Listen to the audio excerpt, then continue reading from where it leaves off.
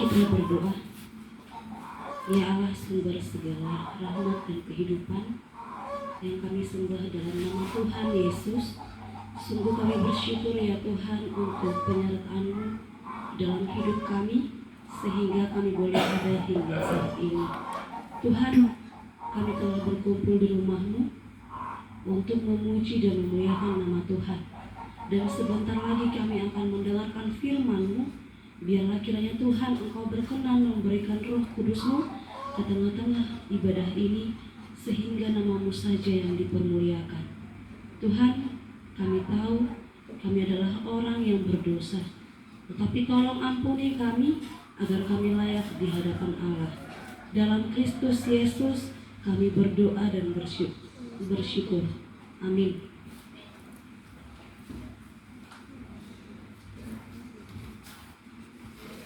Hatan ribata naga bejamita di hita sadir sadarion imana direksian Johannes bindu 10 mamuka sian ayat 4b sahatu ayat 15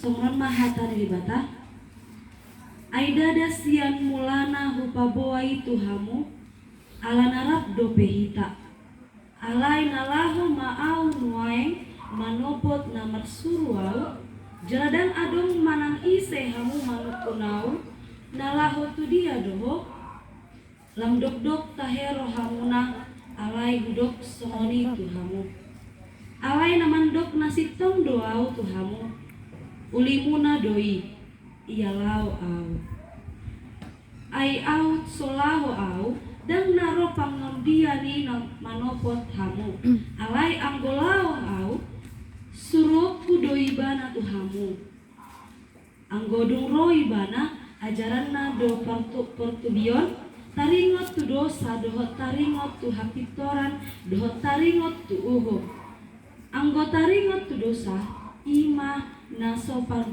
porsea nasi dadiau anggo taringot tu hapitoran ima nalaho au manopot damang jaladang be idaon muna au anggota ringot tu uhum ima nang hona uhum induk ni portibion godang dope niang sidohonokku tu hamu alai dang tarbuan hamu dope nuaing alai dung roton di hasip tongan nani dok ni ondeng togihonon di ido hamu tu bagasan nasa hasip tongan aidang adong si hatanon nasian sadarina na binegenai do hatahononna baritahononna do tuhamu nanaing masa dope pasangoponna doau ai jaloonna do nadiahu laho mamaritahos sa tuhamu salhut nadiamai diau doi umbahen nahudo jaloonna do nadiau laho mamaritahos sa tuhamu ido sahatna taendehot hamuluan dohatan.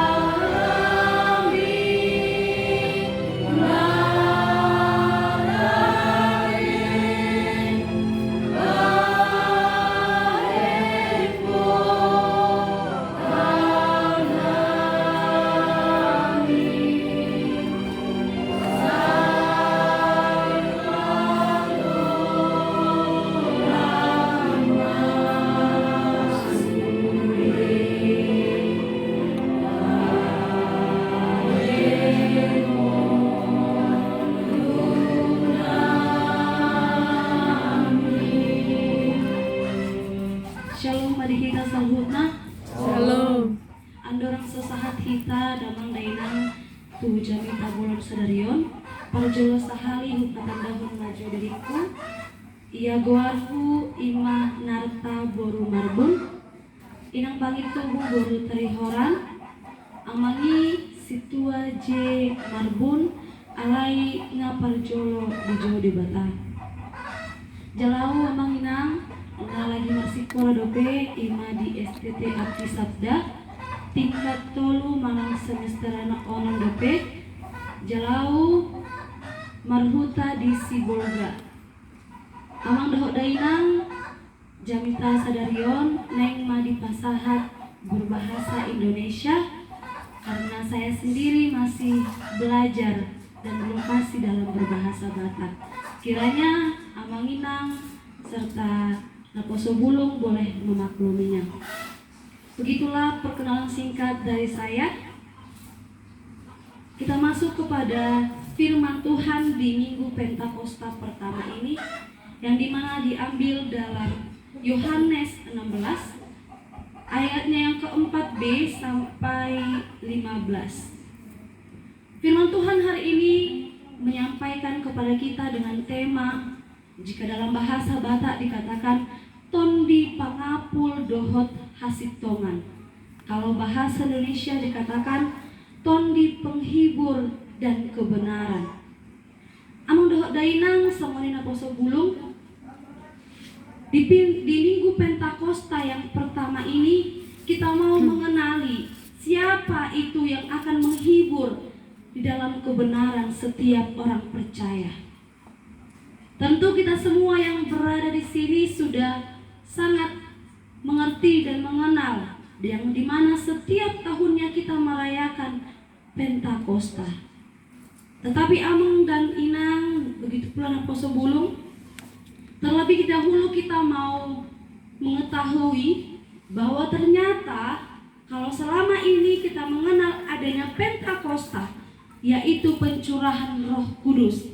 Namun bukan berarti bahwa Pentakosta ada ketika Roh Kudus dicurahkan. Mengapa saya katakan demikian amang inang? Karena di dalam perjanjian lama bangsa Israel pun sudah merayakan Pentakosta, yang dimana bangsa Israel ketika itu belum menerima pencurahan Roh Kudus, tetapi mereka sudah merayakan hari Pentakosta. Apakah Pentakosta yang mereka maknai? Yaitu di hari Pentakosta mereka merayakan 3 pesta. Yang pertama ada disebutkan pesta panen, atau pada saat ini kita kenal istilah pesta gotilon kalau di Huria kita. Yang kedua ada dinamakan pesta peringatan hukum yang dari Allah, atau dikatakan pada saat ini pesta patik. Lalu yang ketiga mereka memperingati pesta nasional namanya, yang dimana mereka mau mengingat bahwa Allah yang memimpin mereka keluar dari Mesir menuju tanah Kanaan. Yang artinya apa amang inang? Bahwa ternyata Pentakosta ini begitu dirayakan sangat meriah. Bukan hanya ketika gereja mula-mula atau ketika pencurahan Roh Kudus, tetapi bangsa Israel pun telah merayakan hari Pentakosta dengan meriah. Sehingga dikatakan amang inang pada saat merayakan Pentakosta sungguh sangat banyak dan ramai orang bangsa Israel atau agama Yahudi datang berkumpul dan merayakan hari Pentakosta itu. Lalu mengapa penting bagi kita hari ini untuk merayakan hari Pentakosta?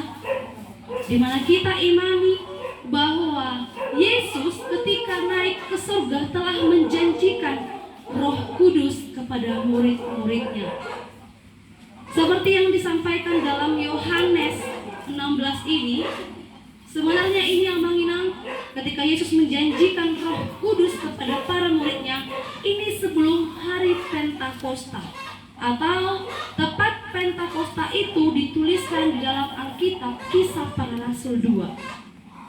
Di mana Roh Kudus tercurah dan murid-murid mampu berbahasa asing dan mereka pun mengerti. Tetapi yang mau kita imani adalah bahwa Yohanes mau menyampaikan ternyata Yesus telah mengetahui terlebih dahulu bahwa akan ada pergumulan, penderitaan, aniaya yang akan dihadapi murid-murid Yesus. Sehingga dari ayat 1 sampai 4 dalam Yohanes 16, Yesus katakan bahwa kamu akan mengalami penderitaan, kamu akan mengalami pergumulan, akan ada orang yang menganiaya, membunuh kamu, namun menganggap bahwa itu adalah sebuah bakti kepada Allah. Kalau kita lihat sekarang ini informasi, banyak sekali orang Kristen yang dibunuh, gereja yang ditutup, yang dibakar. Siapakah orang-orang yang melakukan hal itu? Tentu sekali mereka adalah orang-orang yang tidak mengenal Yesus, orang-orang yang menolak kebenaran itu, orang-orang yang menolak Yesus. Amang dan Inang begitu pula Poso Bulu. Sekarang kita tahu bahwa ternyata Yesus juga mengetahui apa yang sedang kita gumuli hari ini, apa yang sedang kita alami, penderitaan. Tetapi ketika Yesus mengatakan bahwa dia akan meninggalkan murid-muridnya, para muridnya menjadi sedih. Sama seperti kita pada saat ini, kalau kita mengalami perpisahan, tentu ada yang meninggalkan duka, perasaan sedih. Atau mungkin kita mengalami yang namanya ditinggal oleh keluarga, ditinggal untuk selamanya dari dunia ini. Tentu kita merasa kecewa, merasakan kesedihan yang mendalam. Demikian dengan para murid Yesus. Ketika Yesus mengatakan aku akan pergi, mereka merasakan kesedihan. Namun apa yang mereka takutkan? Mereka takut apabila orang-orang yang menolak Yesus akan menyiksa mereka. Namun Yesus kasih janji bahwa Yesus tidak akan meninggalkan mereka. Meski secara tubuh dia pergi, tetapi dia tetap ada bersama-sama dengan murid-muridnya, yaitu melalui Roh Kudus itu sendiri yang telah dia janjikan. Amang dohot dainang songodina poso bulung, apakah kita percaya bahwa Roh Kudus ada bersama-sama dengan kita? Apakah kita hanya mengenal Roh Kudus cukup dalam Alkitab saja? Saudara-saudara yang terkasih, tentu sekali banyak kita menghadapi pergumulan dengan perkataan orang-orang yang mengatakan kepada kita, orang Kristen itu Allahnya 3. Orang Kristen itu banyak kali Tuhannya. Allah Bapa katanya, Allah Yesus, ada lagi katanya Allah Roh Kudus. Lalu manakah Allah kalian yang benar, wahai orang Kristen? Tentu ini menjadi pergumulan berat bagi kita orang Kristen. Tapi percayalah Amang Inang bahwa kita memiliki Allah yang penuh kuasa, Allah Tritunggal, Allah kita satu, Allah kita tidak 3, tetapi Allah kita satu, yaitu Allah Bapa, Putra dan Roh Kudus. Jadi Allahnya bukan 3 kali, Allahnya tidak dipisah, tidak Allah Bapa, Allah Yesus, Allah Roh Kudus, tetapi Allah Bapa, Putra dan Roh Kudus. Sehingga tidak ada lagi perkataan yang mengatakan bahwa Allah Kristen 3.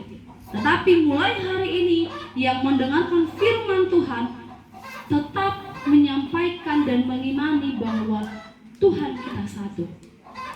Amang dohodainang,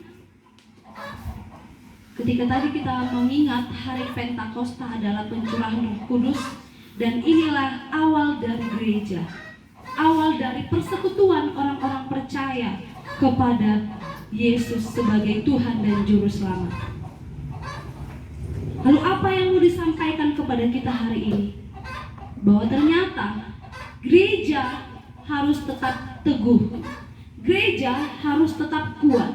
Siapakah gereja? Gereja adalah kita. Siapakah murid Yesus yang diperintahkan oleh Yesus sendiri untuk tetap teguh di dalam iman, untuk tetap teguh di dalam penderitaan dan penganiayaan itu? Itu adalah kita. Amang Dodainang, firman Tuhan hari ini mau menyampaikan bahwa Roh Kudus itu benar-benar ada, bukan hanya di dalam Alkitab, tetapi Roh Kudus ada hingga saat ini. Sehingga Yohanes menyampaikan bahwa Roh Kudus itu bekerja. Roh Kudus itu berkarya bagi orang-orang yang percaya. Kita bisa lihat di dalam Yohanes ini, tepat pada ayat 8. Ada 3 pekerjaan Roh Kudus yang disampaikan. Yang pertama menginang bahwa pekerjaan Roh Kudus itu menginsyafkan dunia dari dosa, menginsyafkan gereja, menginsyafkan murid-murid Yesus kita dari dosa. Bagaimana cara Roh Kudus menginsyafkan orang percaya atau orang itu dari dosa? Kalau pernah menginang merasakan gelisah, merasakan bingung ketika diperhadapkan dengan sebuah hal yang menarik namun menimbulkan dosa. Misalnya seperti ada seorang bendahara, dia bendahara, tentu dia memegang banyak uang. Lalu kemudian dia pada saat itu benar-benar butuh sekali uang ini untuk membeli beras mereka. Ini uang organisasi. Tetapi ketika dia melihat uang ini, dia tergiur untuk mengambilnya. Tetapi karena dia orang percaya, dia mengenal dan mengimani Roh Kudus itu ada perkataan dari hati yang mengatakan, jangan lakukan itu. Itu bukan milikmu. Itu milik organisasi. Jangan ambil itu. Ketika ada perkataan seperti itu dalam hati kita, percayalah bahwa itu adalah pekerjaan Roh Kudus yang menginsyafkan, mengingatkan agar orang Kristen itu tidak melakukan dosa. Jadi pernahkah kita yang berada di sini merasakan hal yang demikian? Pernah. Puji Tuhan kalau pernah. Yang artinya bahwa Roh Kudus sedang bekerja di dalam hidup kita. Lalu yang kedua, Abang Inang, pekerjaan Roh Kudus adalah mengajari orang percaya di dalam kebenaran. Mengajari orang percaya di dalam kebenaran. Bagaimana Roh Kudus mengajari orang percaya? Setiap manusia memiliki hati. Begitu kan Abang Inang? Setiap manusia memiliki hati. Dan percayalah bahwa di dalam hati manusia ada satu tempat khusus, ada satu tempat istimewa di mana Roh Kudus untuk diam mengajari kita. Tetapi sebuah ilustrasi yang kembali mengingatkan kita adalah bagaimana Roh Kudus itu mau masuk ke dalam hidup kita. Itu ibaratkan sebuah rumah dengan pintu tertutup, dan yang memegang kuncinya adalah tuan rumah, atau itu adalah kita. Ketika pintu tertutup dan Roh Kudus Yesus mau masuk ke rumah kita, ke hati kita, tetapi kita tidak mau menerimanya. Kita mengunci pintu hati kita rapat-rapat. Kita menolak Yesus rapat-rapat. Lalu bagaimana Yesus mau mengajari kita melalui Roh Kudus? Apa yang mau disampaikan Amang Inang? Mari kita buka pintu hati kita. Mari kita taruh Roh Kudus itu di tempat teristimewa di dalam hidup kita, sehingga Ia boleh mengajari kita. Karena jikalau kita menutup pintu itu, maka kita hanya hidup di dalam kekuatan kita sendiri. hidup yang tidak mengandalkan Allah di dalam Roh Kudus. Lalu yang ketiga, amanginang, Roh Kudus bekerja menginsyafkan dari penghakiman agar hidup mengikuti perintah Tuhan. Amanginang, kalau kita mendengar kata kudus, tentu kita berpikiran, menganggap bahwa kudus itu adalah suci, tak bercela, tak berdosa. Tetapi amanginang, imanilah bahwa kudus artinya dibedakan, dikhususkan. Kenapa saya katakan begitu? Pekerjaan Roh Kudus adalah mengkhususkan kita, membedakan orang-orang yang mengatakan bahwa dia telah hidup baru, dia telah menerima Yesus, maka dia akan dikhususkan dari kehidupan orang-orang yang tidak mengenal Yesus. Yang artinya menginang, kalau kita sudah menjadi Kristen, tentu kita tidak mau lagi duduk dalam kumpulan orang-orang pencemooh seperti firman Tuhan minggu lalu. Yang artinya kita yang telah dibedakan, yang telah dikeluarkan dari kehidupan lama, tidak lagi duduk dalam kumpulan orang-orang yang membenci Yesus. Tetapi kita duduk berkumpul bersama-sama orang-orang seiman, orang-orang sepekerja, sevisi, dan menangkap hati Allah. Amanginang, itulah ketiga tadi pekerjaan dari Roh Kudus yang menjadi pertanyaan kepada kita hari ini. Apakah semua orang memiliki Roh Kudus? Apakah semua orang menerima Roh Kudus? Coba dijawab dulu. Apakah semua orang menerima Roh Kudus? Ya. Amang dohot dainang sama poso gulung. Orang-orang yang menerima Roh Kudus adalah orang-orang yang percaya Yesus. Bagaimana orang yang tidak mengenal Yesus bisa mengenal, menerima, memiliki Roh Kudus? Yang artinya kita akan menerima Roh Kudus, kita akan memiliki Roh Kudus apabila kita sudah menerima Yesus sebagai Tuhan dan Juru Selamat dalam kehidupan kita. Amang dodaina, inilah yang menjadi panggilan dari tema ini. Apakah kita mau menerima Yesus sebagai Juru Selamat sehingga Roh Kudus kita terima dalam kehidupan kita sebagai penghibur, sebagai penolong di dalam kehidupan kita saat ini? Mengapa Yesus janjikan seorang penghibur, seorang penolong? Karena Yesus mengetahui bahwa setiap kita tentu memiliki beban, tentu memiliki pergumulan, tentu memiliki kesusahan, sehingga penting bagi kita seorang penolong. Amang dohot dainang songdena poso gulung. Hari ini mari kita tekadkan dalam diri kita bahwa hidup kita bukan berdasarkan apa yang kita punya, bukan berdasarkan kekuatan pikiran kita, tetapi karena Roh Kudus yang menolong, Roh Kudus yang memimpin hidup kita. Maka dari itu, kita yang adalah gereja, kita yang ada murid Yesus, memiliki tugas, memiliki tanggung jawab, yaitu memberitakan firman Tuhan, mengajari, karena kita telah diberi kuasa, karena kita telah disebut anak-anak Allah yang dianugerahkan kehidupan.